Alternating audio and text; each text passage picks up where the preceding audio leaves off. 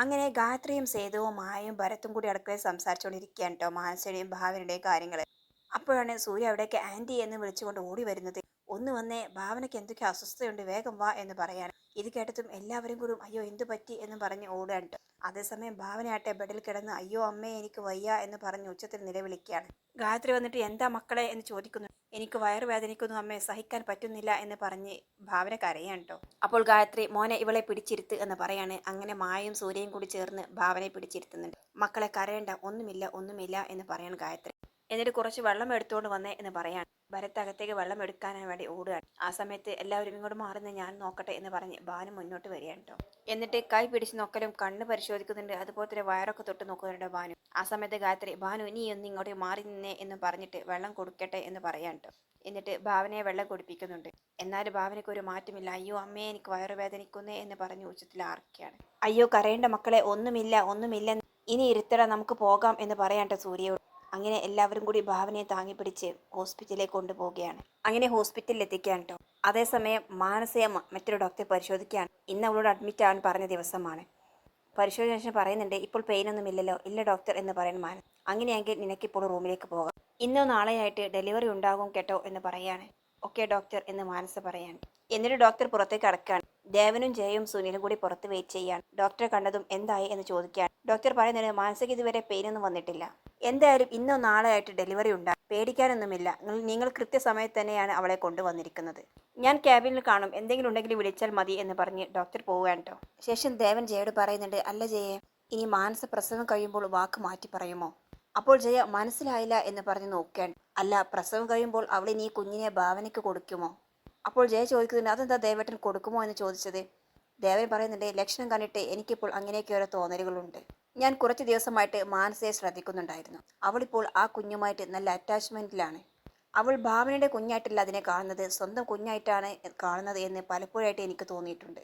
അപ്പോൾ അത്രയും അടുപ്പമുള്ള ആ മാനസ ഇനി ഡെലിവറി കഴിയുമ്പോൾ കുഞ്ഞിനെ ഭാവനയ്ക്ക് കൊടുക്കാതിരിക്കുമോ? അപ്പോൾ ജയ പറയുന്നത്, ദേവട്ട എനിക്കിപ്പോൾ മനസ്സിൽ എന്തൊക്കെയോ സംശയങ്ങൾ തോന്നുന്നു.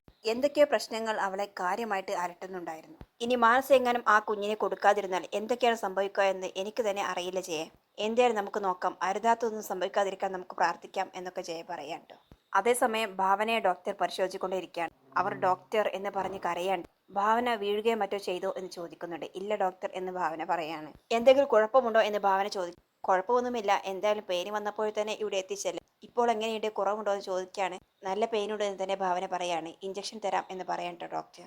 അതേസമയം പുറത്തു നിൽക്കുന്ന ഗായത്രി മായും സേതുവും ഭരത്തൊക്കെ ടെൻഷൻ ആവുക. മായ ചോദിക്കുന്നുണ്ട്, അവൾ ഓവറായിട്ട് നടന്നതാണോ അമ്മേ പ്രശ്നം? എന്തായാലും നമ്മുടെ ഭാഗത്തും തെറ്റുണ്ട്. ഓരോ പ്രാവശ്യം അവൾ വയ്യ വയ്യ എന്ന് പറഞ്ഞിട്ടും നിർബന്ധിച്ച് അവളെ കൊണ്ട് ചെയ്യിപ്പിച്ച നമ്മളാണ്. അങ്ങനെ സംസാരിച്ചുകൊണ്ടിരിക്കുമ്പോഴാണ് വിവരം അറിഞ്ഞ് ജയും ദേവനും സുനിലും അവിടേക്ക് എത്തുന്നത്. ജയ ചോദിക്കുന്നുണ്ട്, ഞാൻ ഗായത്രിയെ വിളിച്ചപ്പോൾ ഭാവനയ്ക്കൊരു പ്രശ്നം ഉണ്ടായിരുന്നില്ലല്ലോ? അപ്പോൾ ഗായത്രി പറയുന്നുണ്ട്, ഇല്ല ജയെ, അതിന് തൊട്ട് മുൻപ് വരെ അവൾ മുറ്റത്ത് നടന്നുകൊണ്ടിരിക്കുകയായിരുന്നു. ഇന്നാണെങ്കിൽ ആര് നിർബന്ധിക്കുകയാണ് അവൾ നടന്നത് എന്ന് മായ പറയാം. എന്തായാലും സ്കാനിംഗ് റിപ്പോർട്ട് കിട്ടുമ്പോൾ അറിയാമല്ലോ എന്ന് പറയാൻ കേട്ടോ ഭരത്. ജയ പറയുന്നുണ്ട്, മാനസിക്ക് നാളെയാണ് ഡേറ്റ്. ഇനി രാത്രി എങ്ങാനും എന്തെങ്കിലും ഉണ്ടായാൽ ബുദ്ധിമുട്ടാകുമല്ലോ എന്ന് കരുതിയിട്ടാണ് ഇന്ന് തന്നെ ഇവിടെ വന്ന് അഡ്മിറ്റ് ആയത്.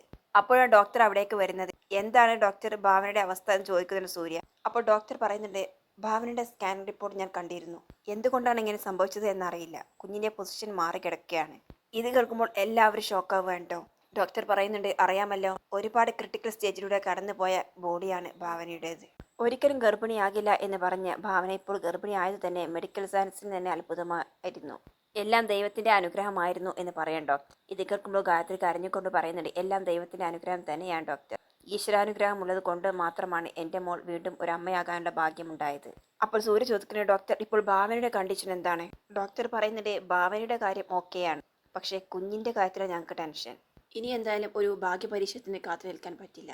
എത്രയും പെട്ടെന്ന് സിസേറിയൻ നടത്തണം ഭാവനയ്ക്ക് എന്ന് പറയാണ്. ഇത് കേട്ടതും ജയയും ഗായത്രിയും ആകെ തകർന്നു പോവാൻ കേട്ടോ. ഗായത്രി പൊട്ടിക്കരയാണ്. എന്നിട്ട് അവർ ചുമരിനോട് ചാരി നിൽക്കുകയാണ് കേട്ടോ. കുഞ്ഞിനെ രക്ഷിക്കാനുള്ള ഞങ്ങളുടെ അടുത്ത ശ്രമം അതാണ്. പിന്നെ എല്ലാത്തിനും അപ്പുറം ഒരു അദൃശ്യ ശക്തി ഉണ്ടല്ലോ. മനസ്സ് തുറന്ന് പ്രാർത്ഥിക്കുക, ഇനിയും വൈകിയാൽ ഭാവനയ്ക്ക് അത് ആപത്താകും.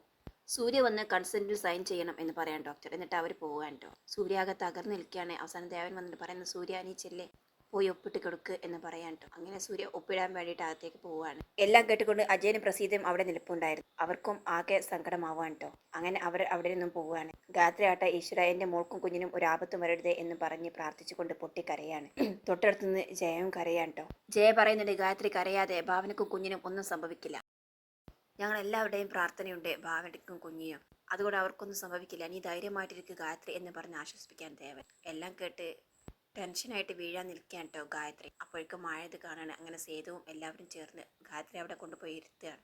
ശേഷം കാണിക്കുന്നത് അജയൻ ടെൻഷനായിട്ട് നിൽക്കുക. പ്രസീത അവിടെ വന്നിട്ട് ചോദിക്കുന്നുണ്ട് എന്താ അജയേട്ടൻ വല്ലാതായിരിക്കുന്നത്, എന്താ പ്രശ്നം? അജയൻ പറയുന്നുണ്ട് വേറെ ഒന്നുമല്ല പ്രസീതെ, ഡോക്ടർ പറഞ്ഞ കാര്യം ഞാൻ ആലോചിക്കുകയായിരുന്നു. ഭാവനയുടെ കുഞ്ഞിന് എന്തെങ്കിലും സംഭവിച്ചാൽ നമ്മളും അതിനൊരു കാരണക്കാരാകില്ലേ? അപ്പോൾ പ്രസീത പറയുന്നുണ്ട് ഭാവനയുടെ കുഞ്ഞിന് ഒന്നും സംഭവിക്കില്ല.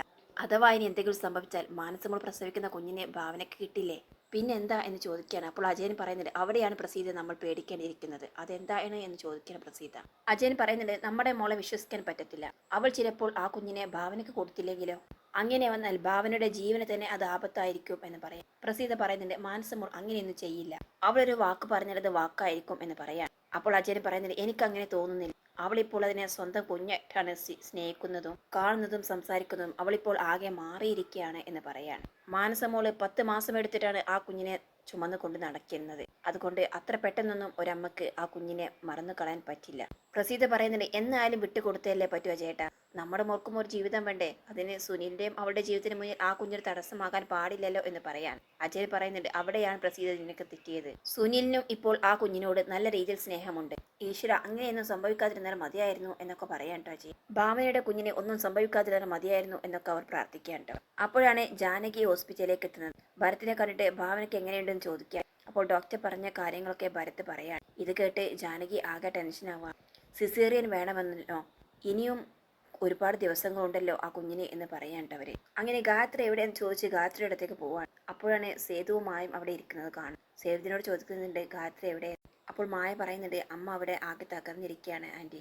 എന്തൊരു സന്തോഷത്തിലായിരുന്നു ഇന്ന് രാവിലെ മുതൽ. അപ്പോഴേക്കും ഇതാ വീണ്ടൊരു പരീക്ഷണം എന്ന് പറയാൻ. ജാനകി പറയുന്നുണ്ട് ദൈവത്തിന് ഭാവനയെ പരീക്ഷിച്ച് മതിയാകില്ല. അതുകൊണ്ടല്ലേ ഇപ്പോൾ അവൾക്ക് ഇങ്ങനെ അവസ്ഥ ഉണ്ടായത് എന്ന് പറയാണ്.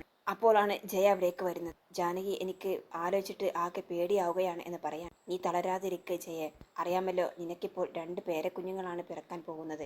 അവർക്ക് ഒരു ആപത്തും വരാതിരിക്കാൻ നമുക്ക് പ്രാർത്ഥിക്കാം. നീ നോക്കിക്കോ ജയ, ഈശ്വരൻ നിന്റെ കൈകളിലേക്ക് 2 പേരക്കുഞ്ഞുങ്ങളെയും തരും, ഒരു ആപത്തും കൂടാതെ എന്ന് പറഞ്ഞ് ആശ്വസിപ്പിക്കുകയാണ്. അപ്പോഴാണ് സൂര്യ വരുന്നത്. സൂര്യയോട് ഭാവനയുടെ അവസ്ഥ എന്താണെന്ന് ചോദിക്കുകയാണ്. ഭാവനയെ സിസേറിയന് വേണ്ടിയിട്ട് തിയേറ്ററിലേക്ക് കൊണ്ടുപോയി എന്ന് പറയാൻ ട്ടോ സൂര്യ. അപ്പോൾ ജാനകി ആശ്വസിപ്പിക്കുന്നു എന്താ മോനെ ഇത് സിസേറിയൻ ഇപ്പോൾ ഒരു പ്രശ്നമല്ല. ഭാവനയ്ക്കും കുഞ്ഞിനും ഒരു കുഴപ്പവുമില്ലാതെ നമ്മൾ സന്തോഷത്തോടു കൂടി അവരെ വരവേൽക്കും എന്നൊക്കെ പറയാൻ ട്ടോ. സൂര്യ ആട്ടെ മറുത്തൊന്നും പറയാതെ ആകെ തകർന്ന് അങ്ങ് നടന്നു പോവുകയാണ്. അതിനൊക്കെ പ്രസീത വന്ന് പറയുന്നുണ്ട് മാനസമോളെ ലേബർ റൂമിലേക്ക് കൊണ്ടുപോയി, അവൾക്ക് ചെറുതായിട്ടൊക്കെ പെയിൻ വന്നിട്ടുണ്ട് എന്നറിയിക്കുകയാണ്. അതേസമയം സൂര്യ ആട്ടെ ആളൊഴിഞ്ഞൊരു സ്ഥലത്ത് പോയി ഒറ്റയ്ക്കിരുന്ന് പൊട്ടിക്കരയാണ്. ദേവൻ പിന്നാലെ എത്തുന്നത് നീ എന്താടാ ഇങ്ങനെ, നീ വേണ്ടേ മറ്റുള്ളവരെ സമാധാനിപ്പിക്കാൻ? ഞാൻ എന്ത് പറഞ്ഞാണെച്ചാ അവരെ സമാധാനിപ്പിക്കേണ്ടത്? എന്നോട് തമാശ പറഞ്ഞിരിക്കുന്ന സമയത്താണ് ഭാവനയ്ക്ക് ഇങ്ങനെ സംഭവിച്ചത്. എല്ലാ ദുരിതങ്ങളും മാറി ഇനി സന്തോഷത്തോടു കൂടി പുതിയൊരു ജീവിതം എന്നൊക്കെ പറഞ്ഞിരിക്കുമ്പോഴായിരുന്നു ഇങ്ങനെ. ആ പറഞ്ഞതൊന്നും ദൈവത്തിന് ഒരു പക്ഷേ ഇഷ്ടമായിട്ടുണ്ടാകില്ല. അപ്പോൾ ദേവന് പറയുന്നുണ്ട് അങ്ങനെയൊന്നും പറയാതെടാ, ഇതൊക്കെ ദൈവത്തിന്റെ ഒരു പരീക്ഷണമായിട്ട് കണ്ടാൽ മതി. ഭാവനയ്ക്കും കുഞ്ഞിനും ഒരാപത്തും വരില്ല. അതേസമയം മറ്റൊരു ഭാഗത്ത് സേതു ഒറ്റയ്ക്കിരുന്ന് ആകെ ടെൻഷനായി കരഞ്ഞുകൊണ്ടിരിക്കുകയാണ്. ഇത് കണ്ടുവരുന്ന ജാനകി അവനോട് ഓരോ കാര്യങ്ങൾ പറഞ്ഞ് ആശ്വസിപ്പിക്കാൻ. അതേസമയം ഗായത്രി ആകട്ടെ ഈ കൂട്ടത്തിലൊന്നും ഇരിക്കാതെ ഹോസ്പിറ്റലിലുള്ള ഭഗവാന്റെ ഫോട്ടോക്ക് മുന്നിൽ പോയിരുന്ന് മകൾക്ക് വേണ്ടിയിട്ട് പൊട്ടിക്കരഞ്ഞ് പ്രാർത്ഥിക്കുകയാണ്. അങ്ങനെ ഏറെ നേരത്തെ കാത്തിരിപ്പിന് ശേഷം ഡോക്ടർ പുറത്തേക്ക് വരികയാണ്. എന്നിട്ട് പറയുന്നത് ഭാവനയുടെ സിസേറിയൻ കഴിഞ്ഞു, പെൺകുഞ്ഞാണ്, 2 പേരും സേഫാണ് എന്ന് പറയാൻ ട്ടോ. ഇത് കേട്ടതും എല്ലാവർക്കും സന്തോഷം തോന്നാൻ ട്ടോ. സൂര്യ ദേവനെ വന്ന് കെട്ടിപ്പിടിക്കുന്നുണ്ട്. അതുപോലെ തന്നെ ജയ ഗായത്രിയും കെട്ടിപ്പിടിക്കാൻ ട്ടോ. എന്നിട്ട് അവരെല്ലാവരും നല്ല സന്തോഷത്തോടു കൂടി നിൽക്കുകയാണ്. അതേസമയം ലേബർ റൂമിന്റെ പുറത്ത് പ്രസീതയും അജയനും സുനിലും കൂടി മാനസയുടെ വാർത്ത അറിയാൻ വേണ്ടിയിട്ട് വെയിറ്റ് ചെയ്യാണ്. ഡോക്ടർ പുറത്ത് വന്ന് പറയുന്നുണ്ട് മാനസ പ്രസവിച്ചു, പെൺകുഞ്ഞാണ്. ഇത് കേട്ടപ്പോൾ അവർക്കും ഭയങ്കര സന്തോഷം തോന്നുകയാണ് ട്ടോ. അപ്പോൾ ജാനകി പറയുന്നുണ്ട് ഇപ്പോൾ ജയ ഞാൻ പറഞ്ഞത് എന്തായി, 2 പേരക്കുഞ്ഞുങ്ങളാണ് നിനക്ക് ഒരു ദിവസം കിട്ടിയിരിക്കുന്നത്, 2 പൊന്നോമനങ്ങളായ പെൺകുഞ്ഞുങ്ങൾ എന്ന് പറയാൻ ട്ടോ. അതേ ജാനകി, ഞാൻ ഒരുപാട് പുണ്യം ചെയ്തതാണ്. ഞാൻ ഒരു പേരക്കുഞ്ഞിനെ ആഗ്രഹിച്ചപ്പോൾ ദൈവം എനിക്ക് 2 പൊന്മണികളെ തന്നു എന്ന് പറഞ്ഞിട്ട് അവർ കണ്ണിന്ന് കണ്ണുനീരൊഴുകാൻ ട്ടോ. എന്താ ജയത്, ഇങ്ങനെയുള്ള സന്തോഷ സമയത്തും കണ്ണീർ തന്നെയാണ്. ഇനി അതൊക്കെ മാറ്റിവെക്ക്. ഇനിയുള്ള കാലം സന്തോഷത്തിൻ്റെ കാലമാണ്. ആ വീട്ടുമുറ്റത്ത് 2 പെൺകുഞ്ഞുങ്ങൾ ഓടി തുള്ളിച്ചാടി നടക്കുന്നു. അതെല്ലാം കണ്ട് മുത്തശ്ശനും മുത്തശ്ശിയുമായ ദേവനും ജയയും കൂടി ഇതെല്ലാം നോക്കി നിൽക്കുന്നു. അവരെ കളിപ്പിക്കുന്നു. അതൊക്കെ ഒന്ന് ആലോചിച്ച് നോക്കിക്കേ, എന്ത് രസമായിരിക്കുമല്ലേ എന്നൊക്കെ പറയാം കേട്ടോ. അതെ, അങ്ങനെ ഏറെ സമയത്തിന് ശേഷം ഭാവനയെ പുറത്തേക്ക് കൊണ്ടുവരുന്നുണ്ട്. സൂര്യയും ഗായത്രിയും എല്ലാവരും ഓടിയെത്തി ഭാവനയ്ക്ക് ഉമ്മ കൊടുക്കുന്നുണ്ട്. മോളെ, കുഞ്ഞിനെ കണ്ടില്ലേ, പെൺകുഞ്ഞാണ് എന്നൊക്കെ പറയാണ്. അതേമ്മേ, ഞാൻ കണ്ടു എന്ന് പറഞ്ഞ് അവൾ ചിരിക്കുകയാണ്. അതേസമയം മാനസയെ റൂമിലേക്ക് കൊണ്ടുവന്നിട്ടുണ്ട്. സുനിൽ അവളുടെ അടുത്തിരിക്കുകയാണ്. ആ കുഞ്ഞിനെ അവൻ കയ്യിൽ കോരിയെടുക്കുകയാണ് കേട്ടോ. എന്നിട്ട് അതിൻ്റെ മുഖത്ത് നോക്കി ഒരുപാട് കുശലാന്വേഷണം നടത്തിയാൽ കൊഞ്ചിക്കുകയും ഉമ്മ വെക്കുകയും ഒക്കെ ചെയ്യാൻ കേട്ടോ. സന്തോഷത്തോടു കൂടി മാനസ് അതിനെ നോക്കി നിൽക്കുകയാണ്. അപ്പോൾ സുനിൽ ചോദിക്കുന്നുണ്ട്, ദേ നോക്കിക്കേ മാനസേ, ഈ കുഞ്ഞിൻ്റെ മുഖത്ത് എന്തൊരു ഐശ്വര്യം. ഈ മോളെ നമുക്ക് സൂര്യക്കും ഭാവനയ്ക്കും കൊടുക്കണം. അവർക്കും ഇതുപോലെ തന്നെ ഒരു തങ്കക്കുടത്തിനെയല്ലേ ദൈവം കൊടുത്തിരിക്കുന്നത്. അവർക്ക് ആ കുഞ്ഞിനെ മതിയില്ലേ, ഇതിനെ നമുക്ക് വളർത്താമല്ലേ നമ്മുടെ പൊന്നുമോളായിട്ട് എന്നൊക്കെ പറയാണ്. ഇത് കേട്ടപ്പോൾ മാനസയുടെ മുഖം ഒന്ന് മാറുന്നുണ്ട് കേട്ടോ. അവളുടെ കണ്ണിൽ നിന്നും കണ്ണുനീരൊഴുകയാണ്. എന്താ മാനസ, നീ എന്താ ഒന്നും പറയാതിരിക്കുന്നത് എന്ന് ചോദിക്കുകയാണ്. സുനിൽ, ഈ പറഞ്ഞ കാര്യം ഞാൻ നേരത്തെ ആലോചിച്ചതാണ്. പക്ഷെ നമ്മളിവിടെ നിസ്സഹായരല്ലേ, എന്ത് ചെയ്യാനാകും എന്ന് പറയാം കേട്ടോ.